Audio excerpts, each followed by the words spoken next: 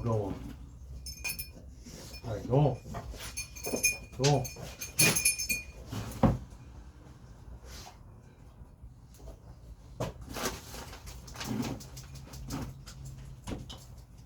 I had to write all this down because I don't think I could just say it straight out.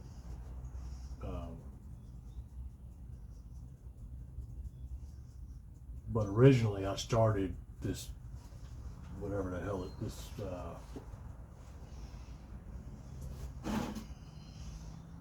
what is this? YouTube channel just to communicate with my parents during the pandemic. Just, I don't know, I hate fucking telephones. But I wanted to keep in contact with them and show them what I was doing and what I was making, all that kind of shit.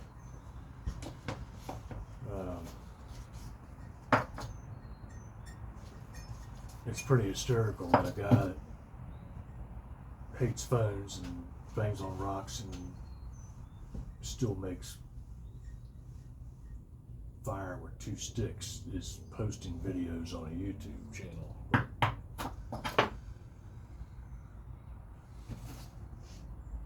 So, before I wrote the story about my experience with Kayla, before I got all inspired and just started going apeshit crazy and writing it, I thought I thought it would just end. I would just write her a quick little letter. I gave her a miter saw. I had it on a miter saw. She wanted a miter saw, so I gave her a miter saw. Anyway, before I wrote the story, I just wrote her a letter, and went by one day, and went by the next day, I guess, and dropped the miter saw and the letter off at her farm.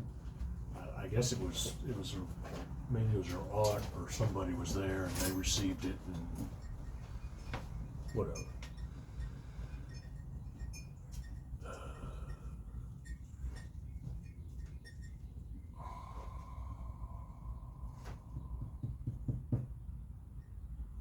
Anyway, so usually when I write something,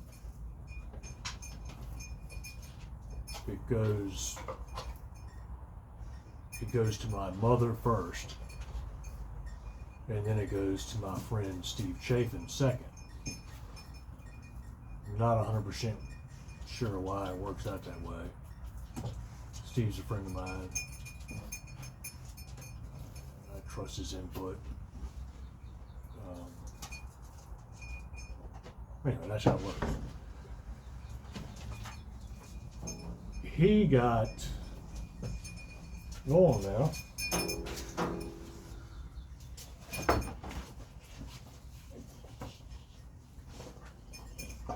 Because of reasons I explained earlier, I guess I explained earlier, he got the story before my mother. And he got the story and the letter. I gave him the letter as well. And he told me that while he was reading, he read the letter first, and not the story. Oh, hush. And he told me all along that he thought that I was going to incorporate the 2 miracles. It was actually 2 miracles. I believe miracles. The miracle in the letter into the miracle in the story. And in hindsight, I probably should have, but you know, I get writing and I'm just writing. It's just whatever the hell comes in my head comes out of that pen and goes on the paper, and that's the way it ends up. Drinking ginger So, I guess if I was a real writer, I'd have re-edited my story and done it properly, whatever.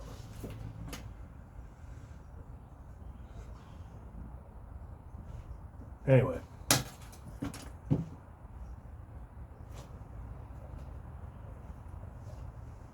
this whole damn thing is, I've been kind of shook up by all of this. I've had a lot of crazy things that I've written about happen to me. Just the way this one particular incident unfolded is kind of shooken me to the core. And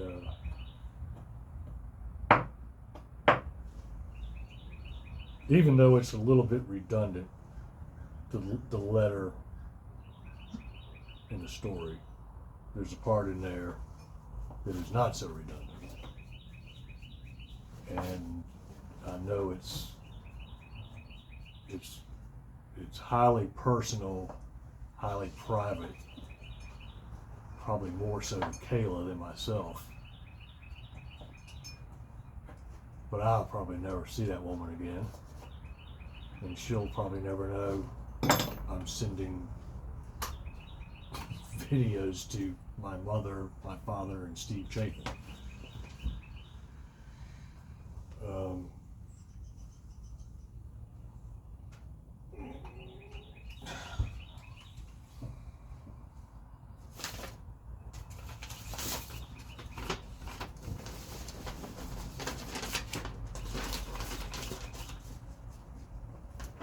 Anyway.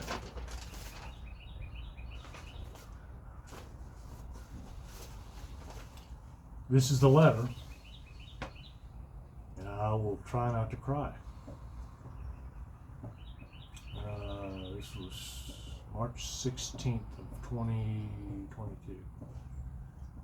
Kayla, just wanted to thank you again for returning my miter saw, especially since you've been wanting to purchase one. It's clear your mother has done a wonderful job raising you. I can't help but think that there was greater powers at work that caused our chance encounter.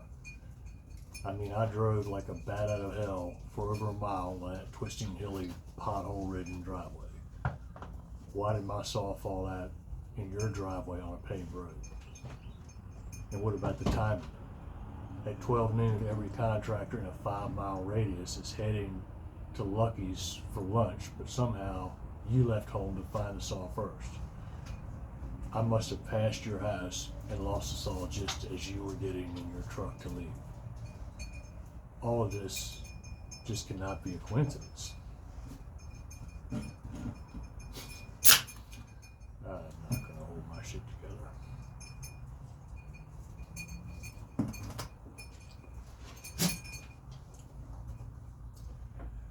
My wife's mother-in-law just recently passed away. It's been very hard on her, and she is still grieving. She told me a few weeks after her death that she felt so empty because there were no spiritual signs of her mother. She couldn't feel her presence in any way. And then a day or two later, a sign that brought both of us to tears.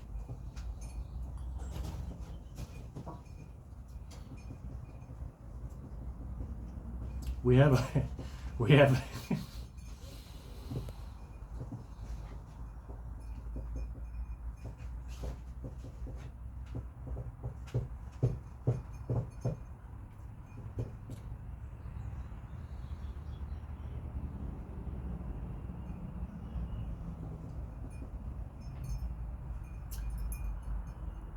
a camellia bush in the front yard, and every spring for the past 15 years it blooms white flowers. But on this day, in the middle of a January snowstorm, it burst out flowers of bright pink.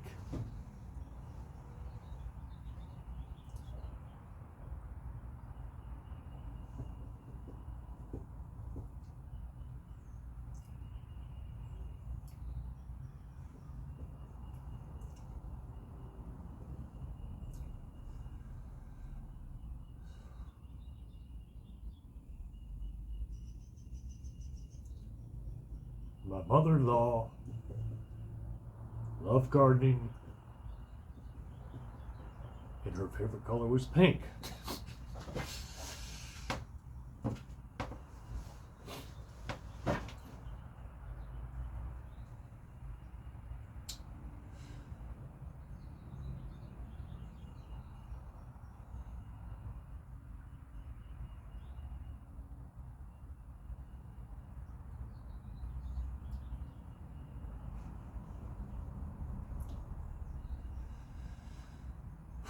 I don't know if you believe in this kind of stuff, but I do. I believe that all these coincidences were not at all coincidental. I believe that by me giving you my last handmade birdhouse instead of a gift card to Lowe's, and by you receiving it on the anniversary of your mother's death, and that she was a bird lover, that this was a sign.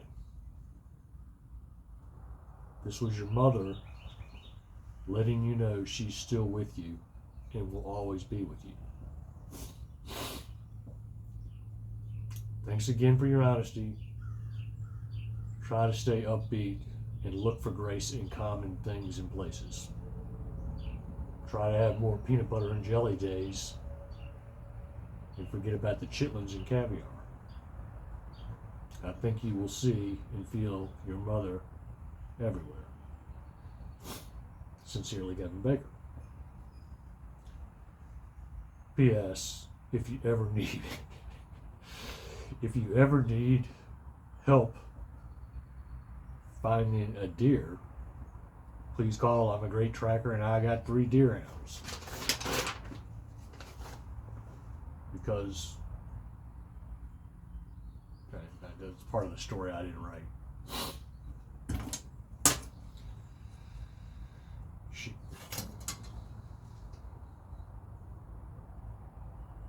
She had shot a deer and was looking for a deer and couldn't find it. And then found another deer. A huge deer. But anyway, I'm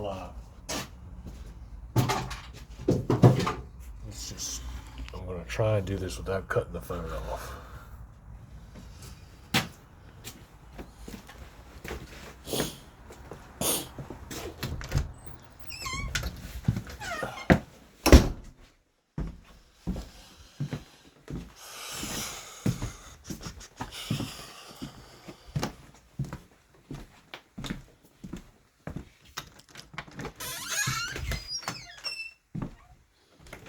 So since that snowstorm,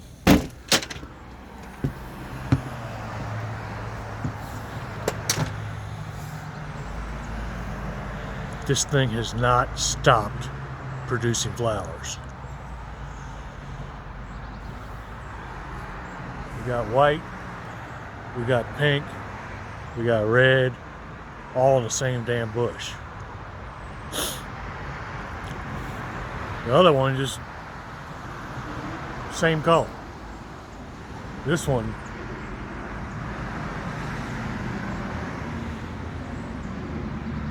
has got to be my mother-in-law.